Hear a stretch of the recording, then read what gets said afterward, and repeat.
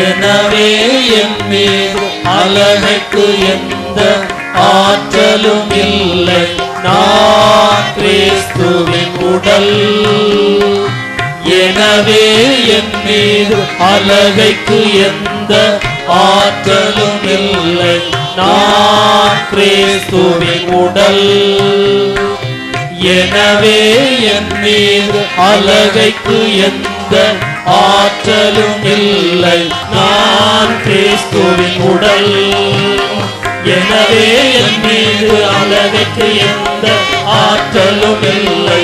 நான் கிறிஸ்துவின் உடல். எனவே என் மீது அலகைக்கு எந்த ஆற்றலும் இல்லை. நான் கிறிஸ்துவின் உடல்.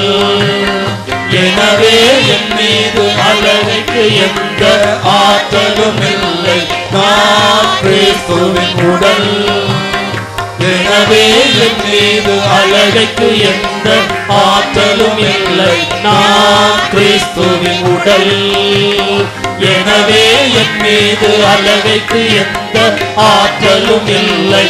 நான் கிறிஸ்துவின் உடல்.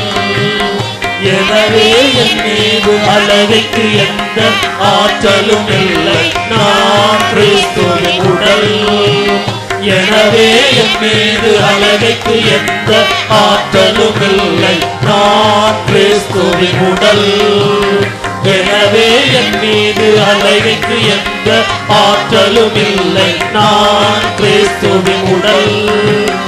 எனவே என் மீது அலகைக்கு ஆற்றலும் இல்லை. நான் கிறிஸ்துவின் உடல்.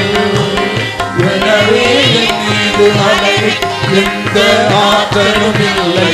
நான் கிறிஸ்துவின் உடல். எனவே என் மீது அலகைக்கு எந்த ஆற்றலும் இல்லை.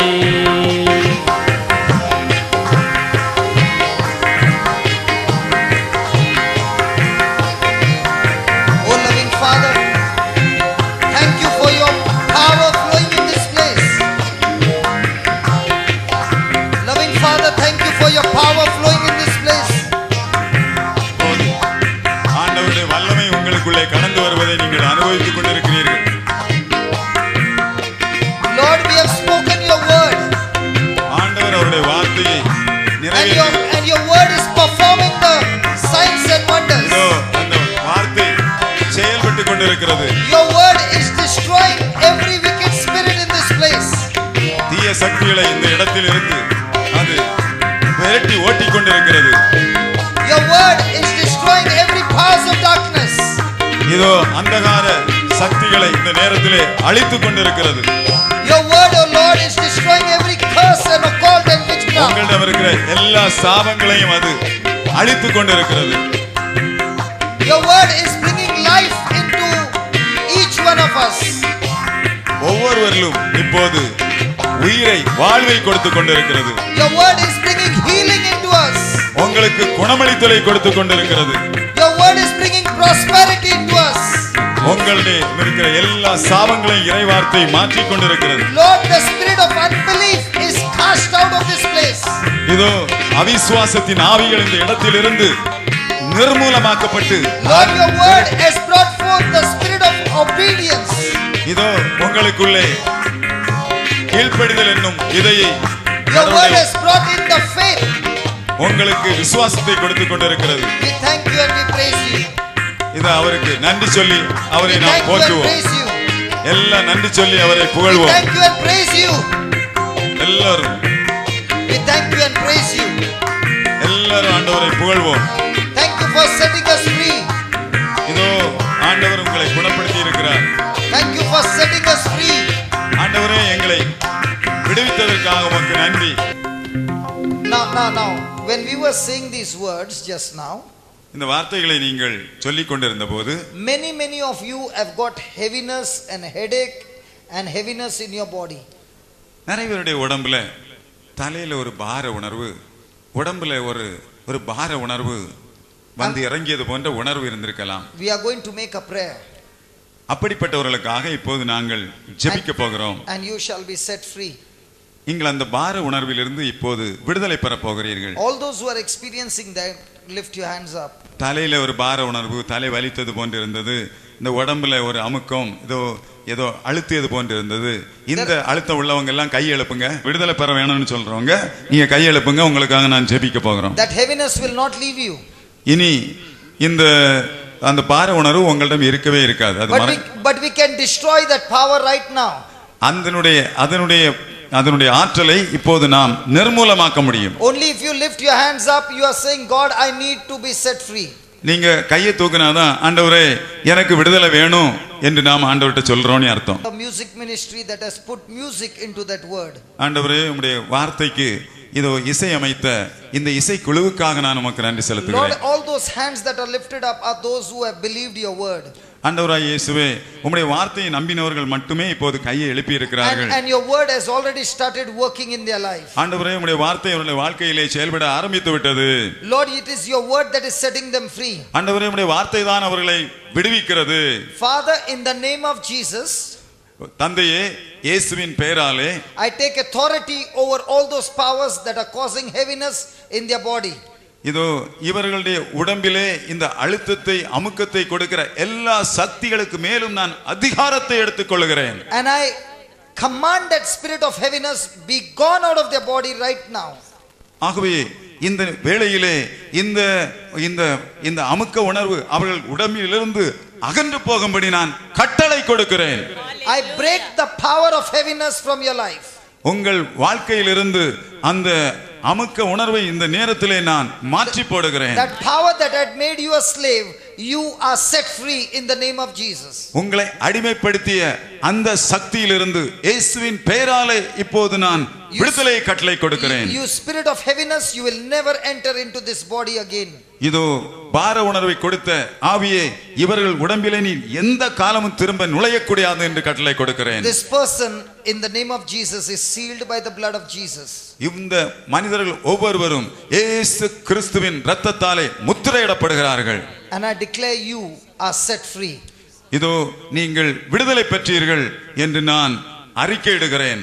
In the name of Jesus, you are set free. இயேசுவின் நாமத்திலே நீங்கள் விடுதலை பெற்றுள்ளீர்கள். That heaviness is gone.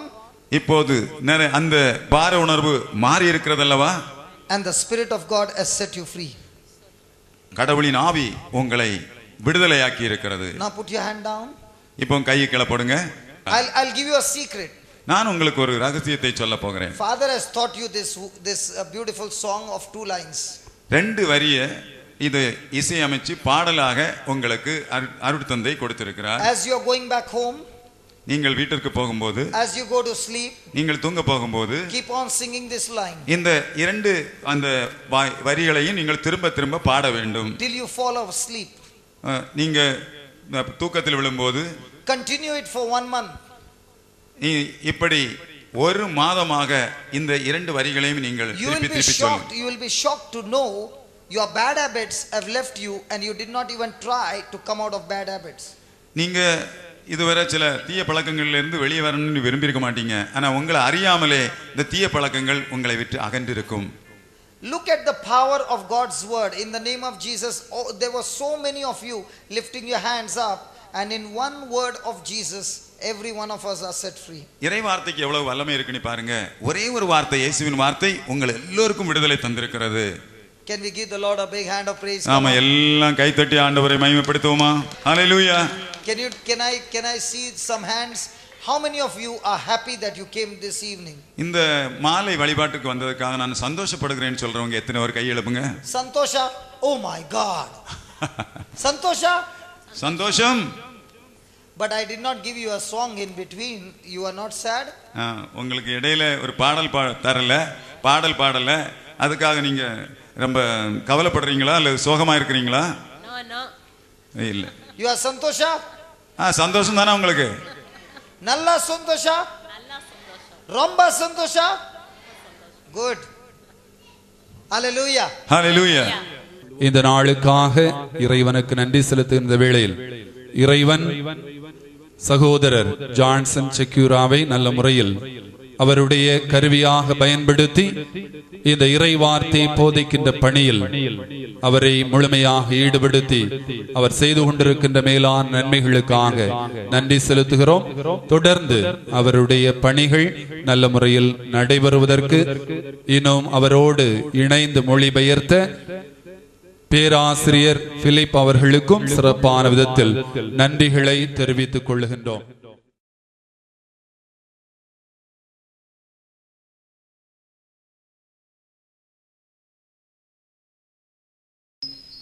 அவருடைய வார்த்தைகளை கேட்டு நாம் இறைவனின் விருப்பத்தை நிறைவேற்றுவதற்காக இந்த வேளையில் நாம் கூடி வந்திருக்கின்றோம்.